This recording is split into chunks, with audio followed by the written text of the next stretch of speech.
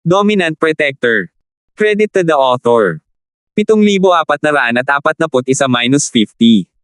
Ang mga pangalan po na nandito ay galing sa mga name generator. Kung meron man pagkakatulad sa mga pangalan ng tao o lugar at pangyayari, ito ay tunay na hindi sinasadya. Pinatay ni Terence si Yaki, pero hindi siya gumamit ng lason. Hindi nang ahas ang matinding tyrant na si Wolf na tumingin sa deputy sect leader. Yumuko siya at binigkas ang krimen ng matanda, hindi niya napansin ang espesyal na tingin sa mga mata ng deputy sect leader. Kung sakaling wala siyang sapat na dahilan para harapin si Terence, ginamit pa niya ang kwento ni Yuna. Dahil patay na si Yaki, wala na siyang paraan para mapatunayan ito, kaya maaari siyang gumawa ng kahit anong kwentong gusto niya. Ganito pala. Wala man lang akong narinig tungkol sa isang malaki at malagim na insidenteng nangyayari sa sekta. Talagang napabayan ko ang aking tungkulin. Matiyagang nakinig si Zhang, ang pangalawang pinuno ng sekta, bago biglang bumukas ang kanyang bibig. Alam ng Panginoong ito ang tungkol sa bagay na ito. Iwanan mo na ang bagay na iyan, at magpapadala ang Panginoong ito ng mga tao para mag-imbestiga. Hanggat totoo ang bagay na ito, ang mga taong kinauukulan ay parurusahan ng mabigat at hindi kukonsintihin. Dapat patayin isa-isa ang taong iyon. Lihim na natuwa ang matinding tyrant na si Wolf.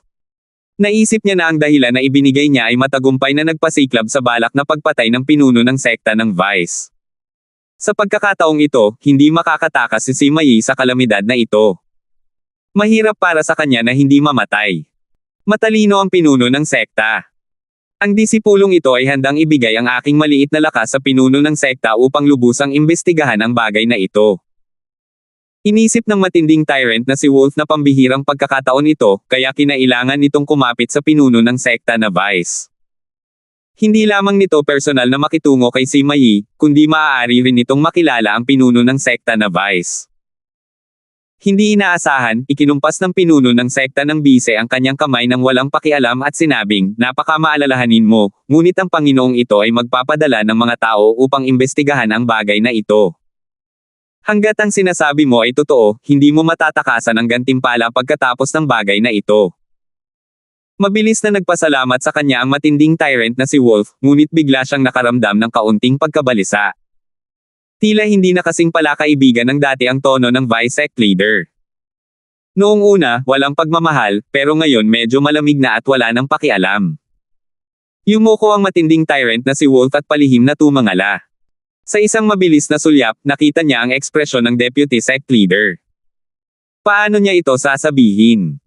Walang ekspresyon ang mukha niya, at walang anumang kakaibang emosyon ang makikita.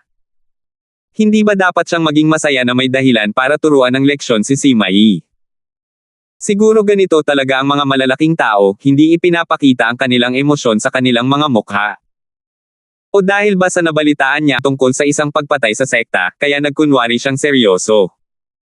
Matapos mag-isip ng ilang sandali at walang makitang anumang pahiwatig, walang pakialam na inutusan na siyang umalis ng pinuno ng sect ng Vice. Ubod ng tindi ng taginit na si Wolf, mahusay ang ginawa mo sa pagkakataong ito. Bumalik ka muna. Kapag may konkretong balita, natural lang na ipaliwanag ko sa iyo. Hindi ako maglakas loob, hindi ako maglakas loob. Ginawa lang ng disipulo ang aking bahagi, masyadong mabait ang sect master. Naramdaman ng matinding tyrant na si Wolf na malamang ay masyado siyang nag-iisip, kaya agad siyang tumayo at magalang na sinabi, kung gayon, aalis na ang disipulong ito. Pagkatapos niyang sabihin iyon, ikinuyom niya ang kanyang mga kamay at yumuko. Pagkatapos, dahan-dahan siyang umatras ng ilang hakbang. Nang marating niya ang pinto, maingat siyang tumalikod at umalis. Pinanood ng pinuno ng sekta ng Vice ang pag-alis ng matinding tyrant na si Wolf, at isang mapaglarong ngiti ang sumilay sa kanyang mukha. Casual siyang kumuha ng isang bote ng jade at nilero ito ng ilang beses. Nasa loob ng bote ng jade ang Thunder Elixir na hiniling ni Terence kay Elder Chin. Matapos maingat na itabi ang bote ng jade, tumayo ang pinuno ng sekta ng Vice at naglakad pababa. Nang madaanan niya ang upuan ng matinding tyrant na si Wolf, isang maliit na galit ang tahimik na kumalat. Agad na nagliyab ang magkasanib na sulat sa mesa at naging abo sa isang kisap mata.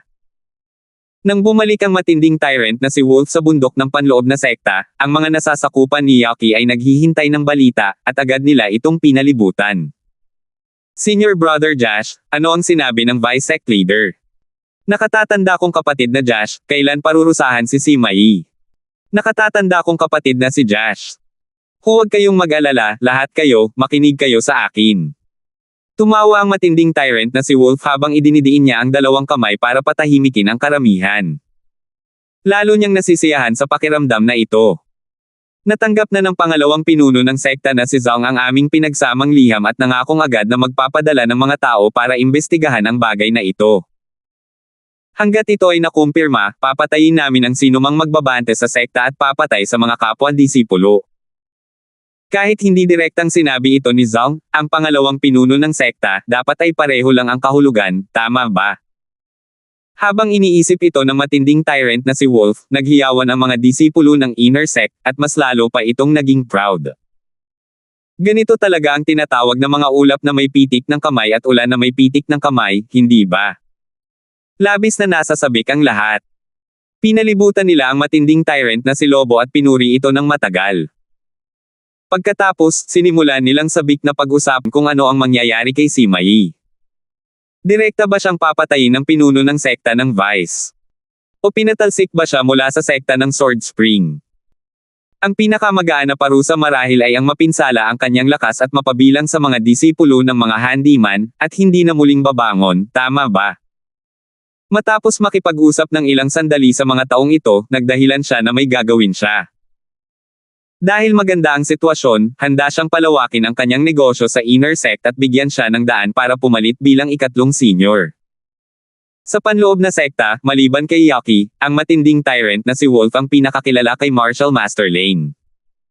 Kadalasan ay magalang ito sa kanya, kaya mas lalo pa siyang lalakas sa pagkakataong ito. Ang katotohanang kakakilala lang niya sa pinuno ng sekta ng Vice ay natural na isang bargaining chip na gustong isulong ng matinding tyrant ng tag-init na si Wolf. Gamit ang pangalan ng bise-pinuno ng sekta at ang kanyang dating pagiging magalang sa magulang, agad na nangako si Lane, ang martial arts master, sa matinding tyrant ng tag-init na si Wolf, na lubos niya itong susuportahan bilang bagong ikatlong nakatatandang kapatid. Pagkatapos noon, ang nakatatandang kapatid ng inner sect manager, si Josh, ang malupit na Wolf. Ginamit din niya ang Vice Sect Leader at martial artist na si Lane bilang kanyang background at matagumpay na nakuha ang kanilang pagsang-ayon pagkatapos ng serye ng mga palitan ng salita. Sa panig na ito, ang matinding tyrant ng tag-init na si Wolf ay abala sa pakikipag-ugnayan sa mga tao upang ihanda ang daan para sa kanyang kinabukasan. Sa kabilang panig, si Yiming ay abala sa pangangalap ng impormasyon tungkol sa rurok ng mahabang bigot. Malinaw na may koneksyon si Aldrin sa panloob na sekta. Mabilis niyang nalaman ang balita at nagmadaling lumapit upang hanapin si Terence. Senior brother, may balita mula sa inner sect. Nabalitaan ko na ang matinding summer tyrant na si Wolf at ang mga nasasakupan ni Yaki ay magkasamang sumulat ng liham sa pinuno ng sect na Vice para kay Su, ang panganay na nakatatandang kapatid. Hindi man lang nag-abalang panasa ni Yiming ang pawis sa kanyang noo habang natatarantang sinabi, nabalitaan kong nakalista sa Book of Names si Senior Sister Wu bilang isang especially iya. Ang Senior Brother at Senior Sister Wu ay magkasabwat, at nagplano silang patayin si Yaki. Higit sa lahat, sinabi ni Josh na ang Senior Brother ay isang tagapag-alaga ng lason, kaya nilason niya si Yaki nang walang nakakaalam. Nanginig ang bibig ni Terence. Ngayong matinding tag-init, puno talaga ng butas ang utak ni Overlord Wolf. Tama ang resulta, pero mali ang proseso. Kaya nga, ang malupit na si Josh na si Wolf ay hindi kailanman magiging Conan, siya ay magiging si Mao Lee, isang Kogolo. Nakatatanda kong kapatid. Tama ang matinding tyrant na si Wolf. Hindi mo naman talaga nilason si Yaki, di ba? Maingat na sumulyap si Yiming kay Terence. Dapat ba tayong gumawa ng aksyon? Kung kahit si Yiming ay naniwala sa kwentong ginawa ng mapang-uyam na si Wolf, madaling isipin ang magiging reaksyon ng iba.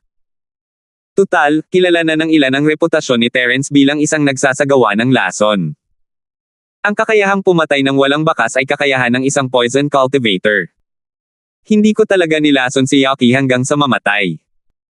Sumeryoso si Terence, kaya kahit ano pa ang sabihin ng matinding tyrant na si Wolf, wala itong ebidensya, at hindi natin kailangang gumawa ng kahit ano para pigilan ang iba na isipin na ako ang lumason kay Yaki. 7,442 Ito ang katotohanan. Hindi talaga pinatay si Yaki ng lason ni Terence, na matay siya sa sumpa ni Terence. Magkaibang bagay ang mga ito, hindi maaaring pagsamahin. Hindi alam ni Yiming kung ano ang iniisip ni Terence, at nakahinga ng maluwag, sa wakas ay nagawa na niyang panasan ang pawis sa kanyang noo. Dahil hindi naman ito trabaho ng panganay na nakatatandang kapatid, hindi naman talaga natin kailangang masyadong kabahan. Mas makabubuting manatiling pareho sa mga pagbabago. Nagbago ang mukha ni Yiming, pero ang panganay na nakatatandang kapatid, ang matinding tyrant ng tag-init na si Wolf, ay nagulat nito sa pinuno ng bise-sekta na si Zhang. Labis na hindi natuwa ang pinuno ng bise-sekta na si Zhang sa kanyang panganay na nakatatandang kapatid noong nakaraan, kaya tiyak na gagamitin niya ang pagkakataong ito para harapin ang kanyang panganay na nakatatandang kapatid. Tama. Hindi mapagbigay na tao ang pinuno ng sekta ng Vice. Noong nakaraan, hindi mo siya pinahiya, kaya sa pagkakataong ito ay tiyak na sasamantalahin niya ang pagkakataon para guluhin ka. Kumunat din ang noo ni Yunbao. Siya ang mataas at makapangyarihang pangalawang pinuno ng sekta. Isa lamang kaming grupo ng mga walang kwentang disipulo ng panlabas na sekta. Wala kaming maihahambing. Sa dahilan ito, kayang gawing tunay ng pangalawang pinuno ng sekta na si Zhang ang peke. Nakatatanda kong kapatid. Bakit hindi mo hanapin si Elder Qin? Ngayon, si Elder Qin na lang ang makakapagpagalit kay Deputy Sect Leader Zhang. Karaniwang hindi masyadong nagsasalita si Yingjian. Tutal, siya ang pinakahuling sumali sa team at mababa ang presensya. Pero ngayon, hindi niya maiwasang sabihin, kayang gamitin ng Vice Sect Leader na si Zhang ang kahit anong krimen para harapin ang isang Outer Sect disciple, hindi pa kasama ang dahilan. Bukod kay Elder Qin, mas mabuting hilingin kina Elder Wu at Elder Chen na lumapit at makipagkasundo. Maganda ang naging pakikisama ni Terence sa dalawang elder na ito sa misyong multo sa kabundukan ng Yin, kaya kung pupunta siya sa kanila, baka matulungan niya sila. Siyempre, ang kailangan lang ay ang paghingi ng tawad ni Terence sa mga kristal na panggatong at panggatong. Pero hindi ito masabi ng malakas ni Yingjian, kailangan niyang hayaan si Terence na maranasan ito mismo. Nag-aalalang tumingin si Almira kay Terence, walang sinasabi. Wala na siyang mas magandang ideya, kaya hintayin na lang niya ang desisyon ni Terence. Ano man ang maging desisyon ni Terence, susuportahan niya ito hanggang sa huli. Hindi sumusuko sa buhay at kamatayan. Ha! Huwag kayong matakot, hindi naman ganoon kaseryoso yan. Ngumiti si Terence at ikinumpas ang kanyang kamay. Hindi niya sinabi sa kanila ang tungkol sa mystical na Pildores ng Thunder, kaya normal lang na mag-alala sila. Hindi sigurado si Terence kung ano ang mangyayari kung nagreklamo siya sa iba, pero kailangan pumunta sa pinuno ng sekta ng Vice. Malalim na tableta ng kulog. Hindi ito isang bagay na madaling makuha, lalo na ang Special Grade Thunder Profound Peel. Ang epekto ng paglampas sa Thunder Tribulation ay hindi bababa sa 10 beses na mas malakas kaysa sa Fire Spirit Crystal. Tutal, ang pangunahing gamit ng Fire Spirit Crystal ay sa cultivation. Ang paggamit nito bilang isang depensibong artifact ay pagsasayang lamang ng regalo ng Diyos. Kung pag-uusapan ang paglampas sa Thunder Tribulation, ang Fire Spirit Crystal ay walang-wala sa harap ng Thunder Profound Peel. Maaasahan na tao si Elder Qin, at alam ni Terence na ang Thunder Elixir ay nasa kamay na ng pinuno ng sekta ng Vice, kaya walang dahilan para harapin pa nila si Terence. Sa kabaligtaran, sa oras na ito, malamang gusto siyang makuha ng Deputy Sect Leader, tama ba? Tutal, isang hanggal lang ang mga ngahas na sakta ng isang taong kayang uminom ng Special Grade Thunder Profound Peel. Kung ang matinding tyrant na si Wolf ang mapupunta sa kanya, malamang matutuwa ang pinuno ng sect na Vice, matutuwa na sa wakas ay nagkaroon na siya ng pagkakataong makaganti kay Terence. Senior brother, paano ka nakakakalma? Hindi ito biro. Mukhang balisa si Yiming, parang isang emperador na hindi nagmamadali, iyan ang pinuno ng sekta ng Vice. Kahit na magsanib puwersa tayong lahat mula sa mahahabang tuktok ng balbas, kaya niya pa rin tayong patayin sa isang pangungusap lang. Sige. Nakuha ko. Kalmado pa rin ang ngiti ni Terence gaya ng dati. Ipagpatuloy mo ang pagtatanong tungkol sa balita mula sa panloob na sekta. Maaaring may ilang pagbabago. Iwanan mo na sa akin ang iba. Alam ko na ang gagawin. Sumimangot si Yiming, nagtataka kung bakit hindi man lang nagpapanik si Terence. Napakalaki talaga ng loob mo, pare.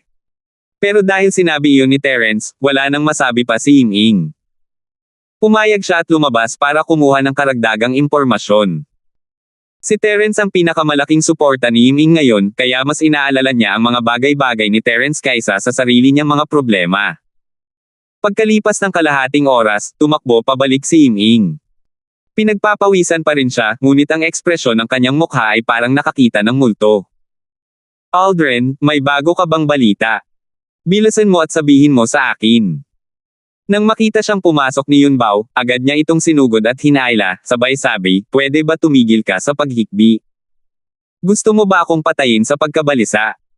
Hindi napigilan ni Yiming ang pag-ikot ng kanyang mga mata. Gusto mo ba akong tumigil sa paghinga? Gusto mo ba akong patayin sa sikal? Pero hindi pa ito ang tamang oras para diyan tinabig niya ang kamay ni Yunbao at tumakbo papunta kay Terence. Nakatatandang kapatid, maayos na ang lahat. Anong ibig mong sabihin sa, ayos lang ako? Anong pinagsasabi mo? Sumugod si Yunbao at hinawakan ang braso ni Ying, anong nangyayari? Little Fat Jin, pwede bang huwag kang sumabad? Sasabihin ko na sana to. Ngumisi si Ying at tinabig ang kamay ni Yunbao, sinabihan itong tumahimik. Nagpatuloy lamang siya matapos takpan ni Yunbao ang kanyang bibig. Senior brother, may balita mula sa inner sect. Sabi nila natapos na ang investigasyon ng deputy sect leader na si Zhang. Bahagyang ngumiti si Terence, inaasahan na niya ang resulta. Inihayag na ang resulta ng investigasyon. Sinasabi nilang si Yaki ay nalasan ng isang dakilang mangkukulam na multo ni Yin sa bundok ng multo ni Yin. Hindi pa ito natuklasan noon, ngunit bigla itong nagkamali noong siya ay nasa isang closed-door cultivation, at siya ay namatay. Sigurado si Terence na si Ying mismo ang nagdagdag ng huling pangungusap.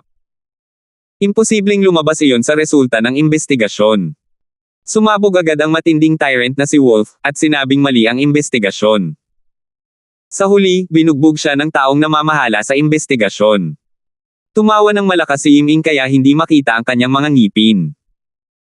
Malamang naisip niya na mabuti na lang at nabugbog ang malupit na lobo ni Josh. Nakatatanda kong kapatid, naiulat na namin ito sa pinuno ng sekta ng Vice. Nabalitaan kong papunta na siya sa tuktok ng mahabang whisker. Nandito rin sina Josh, Balang, at ang iba pa. Gusto nilang ipahayag ito sa harap ninyo at linisin ang pangalan ng panganay na nakatatandang kapatid. Ito ang dahilan kung bakit hindi ito maintindihan ni Ying. Pakiramdam niya ay nakakita siya ng multo. Hindi ba dapat si Terence ang target ng deputy sect leader? Pero bakit siya pumunta rito ng personal para i-anunsyo ang mga resulta at linisin ang pangalan ni Terence? Magagawa naman ang ganitong bagay sa pamamagitan ng casual na pagpapadala ng isang maliit na sundalo, di ba? Isa pa, ito ang pinakamagandang dahilan para kalabanin si Terence bakit susuko ang pinuno ng sekta ng Vice at poprotektahan pa si Terence. Makikita ng mga may matatalas na mata na ang tinatawag na investigasyon ay isa lamang formalidad. Kung sino ang seryoso ay talo. Mas natitiyak ni Terence na malamang hindi man lang nakita ng tinatawag na investigador ang bangkay ni Yaki. Kung hindi, hindi niya sasabihin na nalasan siya ng dakilang mangkukulam ng multo na si Yin. 7,443. Ang pamamaraan ng sumpa ng multo na Yin ay isang ang pamamaraan ng paglilinang na minana mula sa dakilang mangkukulam ng multo na Yin, ngunit hindi ito lason. Nagsimulang pag-usapan ni Yunbao at Ying ang paksa, ngunit hindi nila nakuha ang pangunahing punto. Sa huli, naging kwento na lamang ito. Puro kalokohan lang ang pinag-uusapan ng dalawa. Malaya si Terence, at relax silang lahat. Masarap mag-usap at tumawa. Maya-maya, may dumating na naghahanap kay Terence, sinasabihan ang lahat na magtipon sa outer sect hall. Pumupunta roon ang vice sect leader at ang nakatatandang si Chin para magbigay ng ilang anunsyo. Kung tungkol naman sa kung ano iyon, pakiramdam ni Ying ay alam na niya ito agad. Kuya, mukhang nakagawa na ng hakbang si Kuya Chin. May inggit na ekspresyon sa mukha ni Yingjan habang naglalakad sa tabi ni Terence. Mahal na mahal ni Elder Chin ang panganay na nakatatandang kapatid. Hindi na kailangang pumunta pa ang panganay na nakatatandang kapatid sa pinto niya para humingi ng tulong. Direkta niyang hinaranggan ang bagay na ito sa likuran niya. Kailangan talagang magpasalamat ng maayos ang panganay na nakatatandang kapatid kay Elder Chin mamaya. Oo nga, dapat kong pasalamatan si Elder Chin. Alam ko ang ginagawa ko. Ngumiti si Terence at tumango, hindi inaasahan na darating si Kuya Chin. Sa katunayan, matapos ibigay ang mystical na Pildores ng Thunder sa pinuno ng sekta ng Vice, wala nang dahilan para magtalo sina Terence at ang pinuno ng sekta ng Vice. Gaya ng nabanggit kanina, gusto na lang ng pinuno ng sekta ng Vice na maging maayos ang relasyon nila ni Terence, kaya hindi na kinailangang pumunta pa si Elder Chin. Malinaw na masyado niyang pinahahalagahan si Terence, tinatrato ang maliit na bagay na parang malaking bagay. Hindi nag-aksaya ng oras ang grupo at mabilis na nakarating sa pangunahing bulwagan. Pagdating nila, marami ng mga disipulo ng outer sect ang nagtitipon. Tiyak na nagpadala ang pinuno ng Vice sect ng isang tao para ipaalam sa kanila ng maaga para magalit si Terence at palakihin ang eksena. Nakatayo lang sina Terence at ang iba pa nang dumating ang pinuno ng sekta ng Vice at ang nakatatandang si Chin, kasama ang maitim na mukha na malupit na si Wolf at isang grupo ng mga panloob na disipulo. Ngumiti ang pinuno ng sekta ng Vice at tumango kay Terence bilang pagbati. Wala pang 10 tao sa buong sekta ang nakaranas ng ganitong uri ng trato. Ngumiti si Elder Chin at nakipagtitigan kay Terence. Malinaw ang lahat kahit walang salita. Lahat kayo, tinipon ko kayo rito ngayon dahil may kailangan akong linawin. Manahimik kayo. Umakyat sa entablado ang pangalawang pinuno ng sekta na si Zhang at diretso nagsalita ng walang anumang kalokohan. Dati, may lumapit sa akin para aidmanda ang tagapamahala ng panlabas na sekta, ang panganay na nakatatandang kapatid na si Sima Yi, na nagsasabing isa siyang tagapagtatanim ng lason at nilason niya ang tagapamahala ng panloob na sekta, ang ikatlong nakatatandang kapatid na si Yaki, pati na rin ang ilang iba pang krimen. Sa isang seryoso at responsableng diwa, espesyal akong nagpadala ng mga tao upang mag-imbestiga, at ang mga resulta ng investigasyon ay ang mga sumusunod. Ang usapin ng pagkalason ni Sima Yi kay Yaki ay isang hindi pagkakaunawaan lamang. Nalason si Yaki dahil nasa isang misyon siya sa bundok ng multo na si Yin at pumasok sa mga guho ng dakilang mangkukulam ng multo na si Yin. Ang lason ay natutulog hanggang ngayon, at bigla itong gumana noong siya ay nasa isang liblib na lugar. Dahil walang nakapansin dito, siya ay namatay. Wala itong kinalaman kay Sima Yi. Parehong napatunayan ni na Elder Wu at Elder Chen ang puntong ito, kaya walang duda tungkol dito. Gayun din, para sa interes ng publiko, muli kong sinuri ang katawan ni Yaki kasama si Elder Chin, at gaya ng sinabi ng investigation team, walang problema. Tungkol naman sa iba pang mga paratang, pagkatapos ng detalyado at masusing investigasyon, wala ring ebidensya na magpapatunay nito. Kaya, si Sima Yi ay isang natatanging disipulo ng aming sekta ng Sword Spring at malaki ang naiambag. Sa hinaharap, ipinagbabawal ang ganitong paninirang puri, o tiyak na parurusahan ko siya ng husto. Ang matinding malupit na lobo sa Tag-Araw ay napuno ng puot. Gusto nitong tumalon at gumanti, ngunit hindi ito naglakas loob. Siya ang deputy sect leader ng Sword Spring sect. Kung talagang nasaktan nila siya, paano pa sila mabubuhay sa hinaharap? Hindi mo ba narinig na sinabi na ni deputy sect leader Zhang na paninirang puri ito? Nagiging magalang na siya nang hindi niya agad itinuloy ang usapin. Nahulaan ng malupit na si Josh na si Wolf na natatakot ang pinuno ng sekta ni Vice na ang pagpaparusa sa kanya ay magiging dahilan upang masiraan ng loob ang iba pang mga disipulo na gustong sumama sa pinuno ng sekta ni Vice, kaya hindi niya binanggit ang bagay na ito. Bukod pa rito, bukod sa pinuno ng sekta ng Vice, naroon din ang nakatatandang Chin na sumusuporta kay Sima Yi. Hindi kailanman tatalo ng matalino at matinding tyrant ng tag-init na si Wolf sa oras na ito. Nagsasalita pa rin ang pinuno ng sekta ng Vice. Matapos ay anunsyo ang resulta ng investigasyon, sinimulan niyang pag-usapan ang misyon sa bundok ng multo na Yin. Nang sabihin kong malaki ang naiambag ni Sima Yi, hindi ako nagbibiro. Ang misyong ito sa hanay ng mga multo na Yin ay kasing hirap ng ika-8 ranggo. Masasabing kahit ang mga disipulo ng inner sect ay hindi kwalipikado para sa misyong ito. Gayunpaman, sa kung anong dahilan, lumahok si Sima Yi sa misyon. Sa panahon ng misyon, gumanap si Sima Yi ng mahalagang papel bilang pangunahing tauhan at iniligtas ang 2 elder at maraming disipulo na kasama niya. Masasabing kung wala si Sima Yi, mabibigo sana ang misyong ito at tuluyan na sana silang nullipol. Isa itong malaking kontribusyon. Punong-puno ng papuri ang pinuno ng sekta ng Vice para kay Terence, tuluyan nang nakalimutan ang hitsura niya noong huling beses na umabot siya sa pinakamataas na antas. Para bang ibang tao na siya. Naipamahagi na ang mga gantimpala at puntos para sa iba pang lumahok sa misyon, ngunit ang mga gantimpala at puntos ni Sima Yi ay hindi pa naipamahagi. Magtataka ang ilan kung bakit ganito. Sasabihin ko na sa lahat kung bakit. Dahil napakalaki ng kontribusyon ni Sima Yi. Sa napakalaking kontribusyon mo, paano mo ito mabibigyan ng ilang mga item at puntos? Siyempre, kailangan niya itong pag-aralan ng mabuti at makahanap ng angkop na gantimpala. Kaya naman, pinag-usapan namin ito sa nakalipas na 2 araw at nakapagdesisyon na kami. Ang pangalabartologay ngayon ay ang pag-anunsyo ng gantimpala. Medyo nagulat si Terence, pero hindi naman masyadong nagulat. Gusto ng pinuno ng sect na Vice na maging maayos ang relasyon nila, at ang paggamit ng resources ng sect bilang gantimpala ay isang bagay na magagawa niya nang hindi gumagastos ng kahit ano. Hindi naman ito kakaiba. Gayunpaman, ang dami ng puntos na sumunod na iginawad ay talagang ikinagulat ni Terence.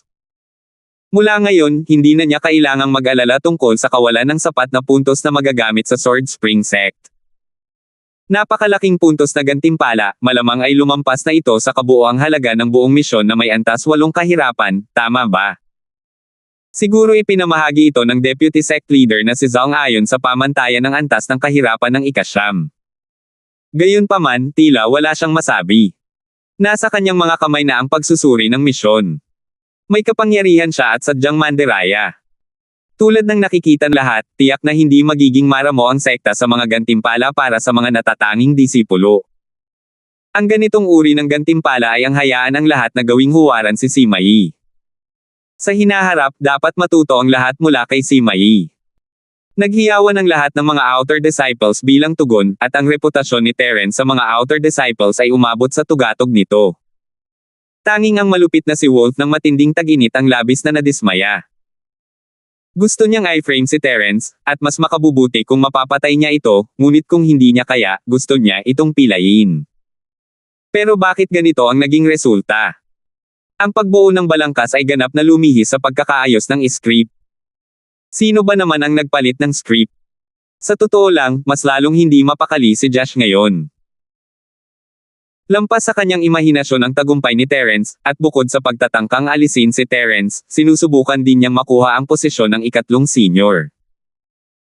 Matapos makuha ang martial arts master na si Lane at ang senior disciple ng Inner Sect, dapat nasa bag na ang posisyon. Ang kailangan na lang niyang gawin ay maghintay sa anunsyo. 7,444. Gayunpaman, nang makita ang maluwalhating anyo ni Terence, nakaramdam siya ng paglukso sa kanyang puso. Kung gayon, pinatunayan ng mga katotohanan na ang kanyang hinala ay lubos na tumpak. Nagpatuloy ang pinuno ng sekta ng bise pagkatapos purihin si Terence, sayang ang talento para sa isang natatanging disipulo tulad ni Sima Yi na manatili sa panlabas na sekta.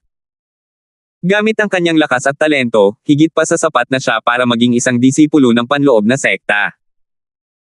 Bagamat mipas na ang panahon ng promosyon mula sa panlabas na sekta patungo sa panloob na sekta, ayon sa prinsipyo ng gantimpala para sa kontribusyon, espesyal kung inaprobahan si Sima Yi na magkaroon ng katayuan bilang isang disipulo ng panloob na sekta. Kasabay nito, mananatili pa rin siya sa kanyang posisyon bilang pinakamatandang nakatatandang kapatid na namamahala sa panlabas na sekta.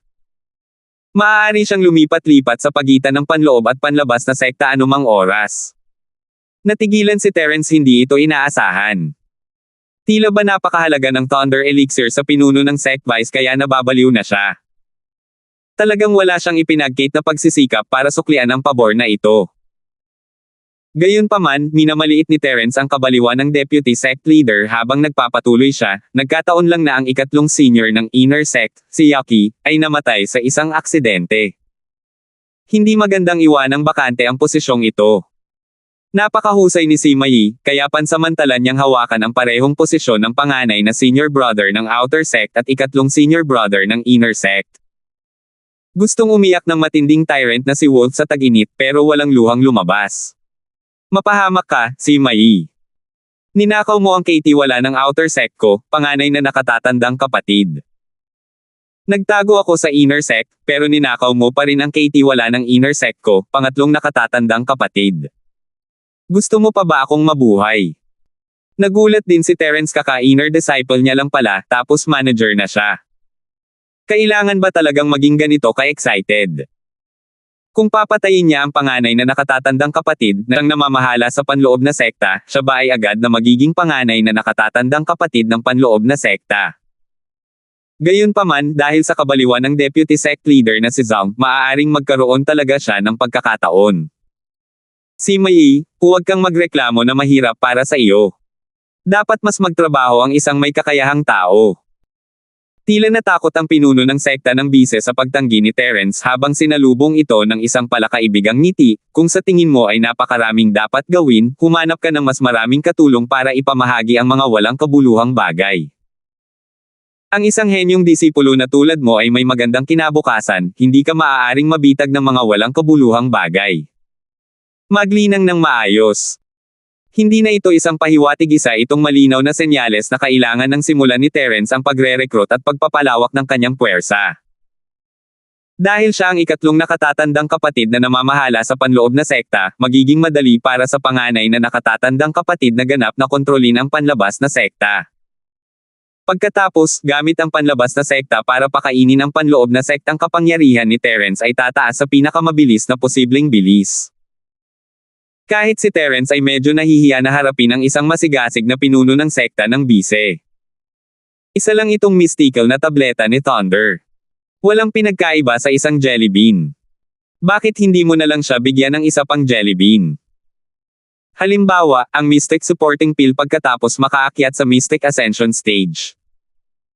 Gayunpaman, ang Mystic Supporting Pill ay epektibo lamang para sa mga taong nag-cultivate ng True Chi. Magiging kapaki-pakinabang ba ito para sa mga martial artist na simpleng nagpipino ng kanilang mga katawan? Maaari niya itong subukan, ngunit hindi siya nagmamadaling ibigay ito kay Zhang, ang pangalawang pinuno ng sekta. Titingnan niya kung ano ang mararamdaman niya sa hinaharap. Ang matinding tyrant na si Wolf ay dumanas ng isang matinding dagok, at ang isip nito ay nalilito. Ito ay puno ng pag-aatubili at galit, at hindi namamalayan, napasigaw na nito ang mga salita sa puso nito. Imposible. Ano ba ang ginawa ni Sima Yi para maranasan ito? Anong karapatan niya para maging ikatlong nakatatandang kapatid na namamahala sa panloob na sekta? Hindi ako kumbinsido. Natahimik ang lahat. Napunta ang mga mata ng lahat sa matinding tyrant na si Wolf. Lahat sila ay handang batiin si Terence at ipakilala ito sa kanila. Nakita ng lahat na nakatakda na ang momentum ni Terence, at ang kanyang pag-angat ay hindi mapigilan. Sino mang makakapit sa ginintoang binti na ito ngayon ay makakasunod sa kanya sa kalangitan. Hindi mo ba narinig ang sinabi ng pinuno ng sekta ng bise? Hiniling niya kay Sima Yi na maghanap ng mas maraming tao para tumulong sa mga maliliit na bagay. Hanggat siya ang mapipili, isa siyang mapagkakatiwalaang katulong. At isang mapagkakatiwalaang katulong na maaaring magkaroon ng tunay na kapangyarihan. Gayunpaman, sa oras na ito, mayroon talagang isang taong hindi nakakaalam ng kamatayan at sumigaw na hindi siya kumbinsido. Naramdaman ng lahat na dapat silang magsulat ng isang malaking salita ng paghanga at idikit ito sa ulo ng hanggal na ibong ito. Kung hindi ka kumbinsido, lumabas ka at hayaan mong marinig ito ng Panginoon. Sa tingin mo ba ay may ginagawa akong mali? Ang malamig na tingin ng pinuno ng sekta ng Vice ay dumapo sa matinding tyrant na si Wolf, isang ibang-iba sa taong pumupuri kay Terence. Noon pa man ay iniisip na ng pinuno ng sekta na Vice na hinayaan niya ang matinding tyrant na si Wolf para maging halimbawa sa mga taong sumama sa kanya. Kahit na magkamali sila, papayagan pa rin niya ito. Gayunpaman, dahil tinutulan ng matinding tyrant na si Wolf ang mga salita ng pinuno ng sekta ng Vice, hindi na kailangang maging magalang. Kung mali ang sagot ng matinding tyrant na si Wolf, matatapos na ang lahat sa Sword Spring Sect. Maliban na lang kung kaya niya maging katulad ni Terence at makawala ng isang special grade Thunder Elixir. Aba! Wala nang silbi ang Thunder Elixir. Sapat na ang isa, kaya kailangan niya ng iba pang mga kayamanan na kapantay niya. Pangalawang pinuno ng sekta na si Zhang. Hindi pagkakaunawaan. Isa itong hindi pagkakaunawaan. Bumalik sa kanyang katinoan ang matinding tyrant na si Wolf, at binalot ng malamig na pawis ang buong noo at likod niya. Pinilit niyang ngumiti ng hindi maganda. Ang ibig sabihin ng disipulong ito ay si Sima Yi ay kakapasok lang sa sekta kamakailan lamang at wala pang gaanong karanasan. Natatakot ako na mahihirapan siyang pangasiwaan ang mga gawain ng parehong panloob at panlabas na sekta. Mahirap pakisamahan si Sima Yi. Sa tingin mo ba madali ka lang pakisamahan? Walang ekspresyon ang pinuno ng sekta ng Vice at malamig na sinabi, ayokong pag-usapan ang mga mabubuting bagay na nagawa mo, alam mo yan sa puso mo. Isa itong paalala kay Overlord Wolf na sinisiraan niya si Terence. Kung hindi lang dahil sa pagkakataong binigyan siya ng matinding tyrant na si Wolf para suklian ang pabor, matagal na sana niya itong hinarap. Ang noo ng matinding tyrant na si Wolf ay nababalot ng malamig na pawis, ngunit hindi niya ito pananggahasan na panasan. Yumuko na lamang siya at sinabing hindi niya ito pananggahasan. Sumanghal ang pinuno ng sekta ng Vice. May kaunti akong alam tungkol sa iyo, matinding tyrant ng tag-init na si Wolf. Sinabi mong hindi mo man lang mapapanatili ang iyong posisyon bilang panganay na nakatatandang kapatid na namamahala sa panlabas na sekta at madali kang kinuha ni Sima Yi. May mukha ka pa ring maglalakas loob na sabihing hindi ito kayang gawin ni Sima Yi. Isa itong lantaran na pangungutya, ngunit ang matinding tyrant na si Wolf ay hindi nang ahas na gumanti. Napilitan siyang ngumiti at sabihing tama ang pinuno ng sekta. At saka, narinig ko na naghahanap ka ng tutulong sa iyo. Gusto mong kunin ang posisyon bilang ikatlong nakatatandang kapatid ng inner sect. Opisyal na kitang binabalaan dito, huwag kang magloko. Hindi ka nga pwedeng maging panganay na nakatatandang kapatid ng KT-wala ng outer sect, paano ka magiging ikatlong nakatatandang kapatid ng KT-wala ng inner sect? Nanaginip ka ba? Walang awa ang pangalawang pinuno ng sekta na si Zhang. Bawat pangungusap na sinasabi niya ay parang kutsilyong tumatagos sa puso ng matinding tyrant na si Wolf. Nakakadurog talaga ng puso. Ngayon lang niya napagtanto na ang kanyang maliliit na panlilinlang ay nasa ilalim ng kontrol ng deputy sect leader. Wala siyang paraan para makapagtago. Mula ngayon, ang KT-wala ng inner sect, ang ikatlong nakatatandang kapatid. Wala na talagang tadhana sa kanya. Nagbago ang ekspresyon ng lahat nang makita nila ito. Tinuturuan ng Vice Sect Leader si Josh ng leksyon, pero ang totoo ay sinusuportahan niya si Terence. Tingnan mo, sino mang maglalakas loob na makipaglaban para sa upuan kasama si Sima Yi ay magiging katulad ng matinding tyrant na si Lobo. Pinapatay ang manok para bigyan ng babala ang mga unggoy. Ang matinding malupit na lobo sa tag-init ay isang kinatay na manok, at kung sino man ang gustong lumaban kay Terence para dito ay ang unggoy. 7,445. Nagmadaling lumapit sina Elder Wu at Elder Chen matapos marinig ang balita at makita ang pangyayari, at nagbago ang tingin nila kay Terence. Magkaibigan sila ni Terence, tutal, magkakaibigan sila na magkasamang dumaan sa napakagandang pagoda. Pero bago ito, tinatrato pa rin ng dalawang nakatatanda si Terence bilang isang nakababata sa sekta. Ngayon lang nila nakita si Terence bilang kapantay. Dahil sa suporta ng pinuno ng sekta ng Vice, at ng nakatatandang Chin, naging walang hanggan ang kinabukasan ni Sima Yi. Nagkatinginan sina Elder Chen at Elder Wu at nakita ang intensyon ng isa't isa. Kailangan nilang gawin ang lahat para maging kaibigan si Sima Yi. Ang dating magandang relasyon ang pundasyon, at sa pundasyong ito, kinailangan niya itong gawin ng mas malalim pa. Ang tinaguriang ikatlong nakatatandang kapatid, na siyang namamahala sa panloob na sekta, ay hindi talaga sineryoso ng mga matatanda. Hindi gaanong nabigyan ng pansin si Yaki, at sina nakatatandang Wu at nakatatandang Chen ay wala lamang pakialam sa kanya. Si Terence, sa kabilang banda, ay ibang-iba kay Yaki sobrang-sobra na siya para mapababa ng dalawang matanda ang kanilang katayuan at mapanigan sila. Kahit ang dalawang matandang ito ay gustong pumanig kay Terence, lalo na ang iba. Gustong yakapin ng isang grupo ng mga disipulo ng outer sect ang binti ni Terence ngayon din at magmakaawa na lumuhad at dilaan ang kanyang mga bota, pero hindi nila magawa iyon sa harap ng napakaraming malalaking tao. Ang Alphen lang ang nakakapagpigil. Ginamit niya ang kanyang katayuan bilang disipulo ni Elder Chin para ipakita sa mga tao sa paligid niya na hindi siya natatakot kay Terence. Kinamumuhian pa niya ang mga gustong magpakatanga sa kanya. Gayunpaman, medyo nakaramdam ng pagkakasala ang isang tagahanga ng Al. Hindi normal para sa pinuno ng sekta ng Vice na suportahan si Terence ng ganito kahayag. Higit sa lahat, ang kanyang Panginoon, si nakatatandang Chin, ay tila may malabong relasyon sa kupal na si Sima Yi. Hindi ko na kaya, hindi ko na kaya. Sumumpa ang isang tagahanga ng AI na tiyak na papatayin niya si Sima Yi kung may pagkakataon siya.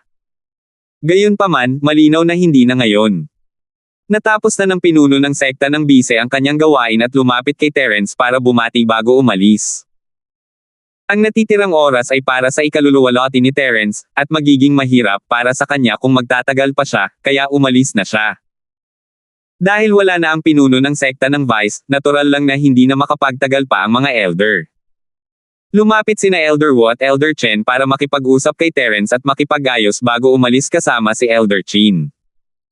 Umalis ang ilan sa mga natitirang tao, at nanatili ang ilan. Medyo masigla ang lugar, at kinailangan munang harapin ni Terence ang mga ito bago niya tuluyang mapaalis ang mga ito. Mabilis siyang bumalik sa kanyang tirahan kasama ang kanyang pangkat. Nakarating na rin si Yuna sa tuktok ng Long Whisper, kaya pumunta rin siya sa North Peak. Pinaponte ni Terence sina Ying-Ying, Jin Yunbao, at Yingjian para magtrabaho, at pagkatapos ay naupo kasama sina Yuna at Almira, handang mag-usap ng maayos. Romal, Sister Almira, matagal ko nang gustong itanong, nasaan si Peter? Hindi ko siya nakita ngayon. Relax na relax si Yuna kapag kasama niya sina Terence at Almira. Nagtimpla siya ng tsaa para sa dalawa at casual na nagtanong, sama-sama kayong pupunta sa isang misyon, di ba? Namimiss ko na talaga ang mga panahong ito. Kung alam ko lang noon, nanatili na sana ako sa outer sect kasama ninyo. Ang ganda sana niyan. Agad na namula ang mga mata ni Almira. Sa harap ni Yuna, na nasa dilim pa rin, hindi niya alam kung paano sisimulang pag-usapan si Peter. Si Sister Wu, Peter. Namatay habang nasa misyon. Hindi pa ito nababanggit ni Terence noon, kaya sinabi niya, sa lungsod ng mga multo ng bundok ng mga multo na Yin, maraming tao ang namatay, at isa siya sa kanila. Natigilan sandali si Yuna Wu. Mabilis na umapaw ang tsaang isinalin niya sa tasa, ngunit hindi niya ito napansin. Nang makita ni Almira ang ekspresyon sa mukha ni Yuna, namuo ang mga luha sa kanyang mga mata, at pagkatapos ay isang malaking luha ang tumulo. Paano si Peter? Namatay. Hindi tumulo ang luha ni Yuna, ngunit napakahina ng kanyang boses. Tila napansin niya ang tubig na dumadaloy sa mesa kaya mabilis niyang inilapag ang tiko sa kanyang kamay. Gayunpaman, nanginig ang kanyang palso ng ilang beses nang hindi namamalayan, at muntik na niyang mabitawan ang tiko. Para sa isang Golden Core Stage Practitioner, ang ganitong klaseng sitwasyon ay talagang hindi ka panipaniwala. Malinaw na ang kalooban ni Yuna ay hindi kasing kalmado ng inaakala niya. Dahil kontrolado ako ng dakilang mangkukulam ng multo na si Yin, kasalanan ko kung hindi ko nalaman ng mas maaga. Umiling si Terence, sinisisi ang sarili. Kung napansin niya lang ng mas maaga, baka nagkaroon siya ng pagkakataong iligtas si Peter. Malamang si Terence lang ang nag-iisang tao sa buong sub-island na nang-ahas na sabihin iyon. May posibilidad na magamit ang kamay na lumalamon ng kaluluwa laban sa sinapian ng dakilang mangkukulam, ngunit hindi ito magagamit ni Terence kay Peter nang walang tiyak na sagot. Romal, paano ka naman masisisi dito? Kasalanan niya ng dakilang mangkukulam ng multo na si Shontel. Anong kinalaman mo rito? Umiling si Almira habang lumuluha. Ginawa mo na ang lahat ng makakaya mo. Anong nangyayari? Sabihin mo sa akin ang mga detalye. Huminga ng malalim si Yuna at pinakalma ang kanyang emosyon. Sister Almira, huwag ka nang umiyak. Umalis na si Peter. Ayaw niyang malungkot tayo ng ganito. Gayunpaman, alam ni na Terence at Almira na ang kalungkutan ni Yuna ay hindi mas mababa kaysa sa kalungkutan ng iba. Tutal, si Peter ay isang kasamahan sa koponan na dumaan sa buhay at kamatayan kasama nila sa loob ng maraming taon. Siya ay palaging nasa unahan at isang kaibigang nasa bingit ng buhay at kamatayan na hamarang sa panganib para sa kanila. Kung mapagkakatiwalaan niya sila ng buong puso, gagawin din nila ang pareho. Ang ganitong uri ng pagkakaibigan ay hindi nakahihigit sa ibang damdamin. Bumantong hininga si Terence sa sarili. Hindi naman masamang tao si Peter, pero medyo matigas ang ulo niya. Nakatitig pa rin siya kay Almira, at dahil doon, may mga naisip siyang hindi naman kailangan. Pero muli, dahil nga sa matigas na damdamin ni Peter para kay Almira kaya hindi nagtagumpay ang dakilang mangkukulam ng Maltong si Yin na agawin ang katawan ni Almira at kontra-atakehin ito sa huling sandali. Sa makatuwid, ang kapangyarihan ng pagkahumaling sa oras ay tunay na hindi masukat. Mariing pinunasan ni Almira ang kanyang mga luha, saka ikinwento kay Yuna ang tungkol sa dalawang paglalakbay niya sa kabundukan ng mga multo na Yin sa pagitan ng mga hikbi. Natural lamang na mas lalong nalungkot si Yuna. Matapos pag-usapan ang tungkol sa multong bundok ng Yin, naalala ng Dalabar Tolebe ang nakaraan ng pagiging mga mangangaso, na isang alaala ni Peter. Maya-maya, sa wakas ay kumalma na rin siya sa patuloy na pag-aliw ni Terence, at nagsimulang magkwento tungkol kay Yuna. Matapos ang mahabang pagsali sa Sword Spring Sect, wala nang balita tungkol kay Yuna at sa Black Wildflower. Ngayong lumitaw na si Yuna, ngunit wala pa rin siyang makitang Black Wildflower, kailangan niya talagang makipag-usap ng maayos. Ate Wu, wala ka ng balita tungkol sa akin simula nang pumasok ka sa Inner Sect. Anong nangyari? Hindi muna nagtanong si Terence tungkol sa itim na ligaw na bulaklak.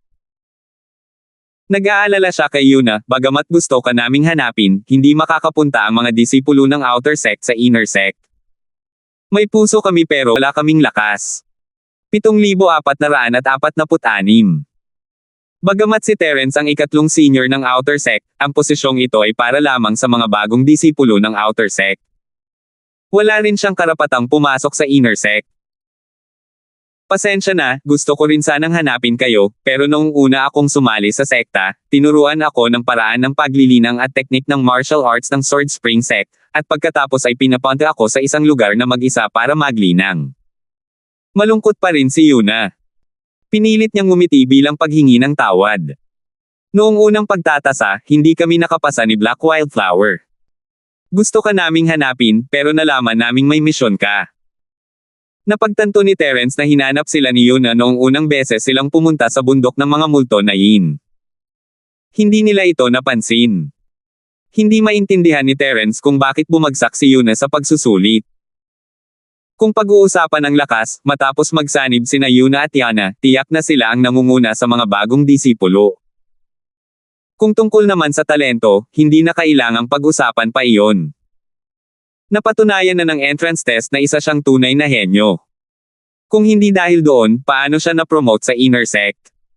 Katanggap-tanggap pa rin na hindi nakapasa ang itim na Wildflower.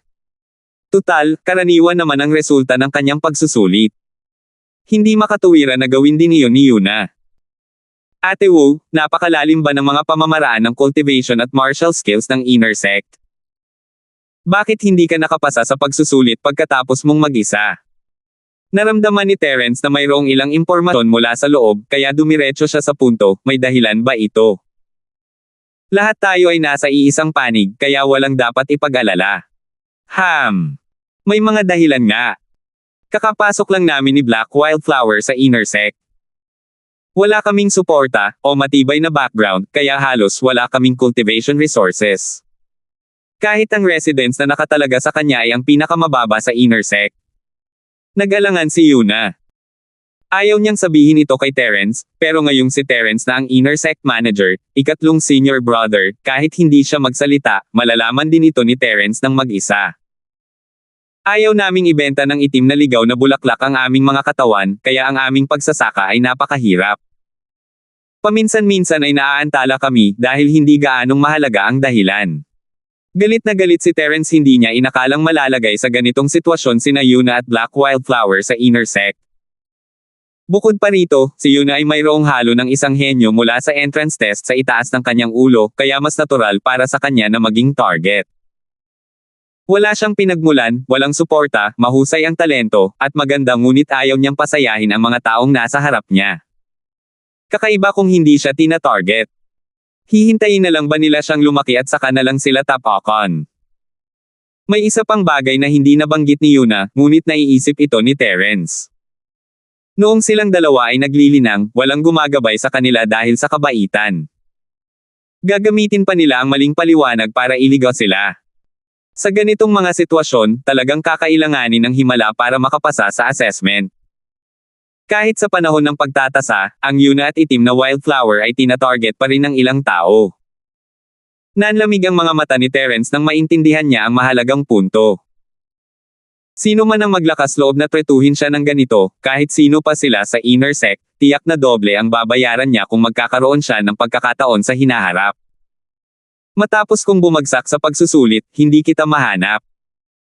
Dapat ay ipagpapatuloy ko ang aking closed-door cultivation at maghanda para sa make-up test, pero halos naubos ko na ang lahat ng puntos na nasa kamay ko, kaya simpleng misyon lang ang maaari kong gawin muna. Medyo nakaramdam ng pagkakasala si Yuna. Naisip niya na mas magiging katulong siya para kay Terence kung papasok siya sa inner sect, pero hindi niya inaasahan na haantong siya sa ganito kalungkot na kalagayan. Mas mabuting manatili na lang siya sa outer sect kasama si Terence, maaaring lumakas ng malaki ang lakas niya.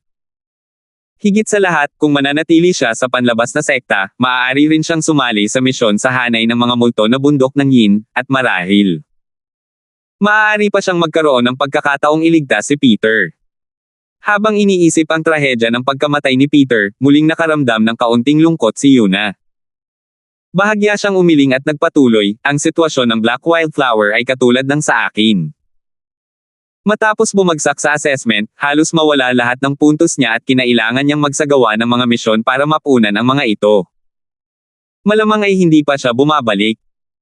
Kung hindi, Romal, lumala ng husto ang problema mo, kaya tiyak na pupunta siya rito para tingnan ito.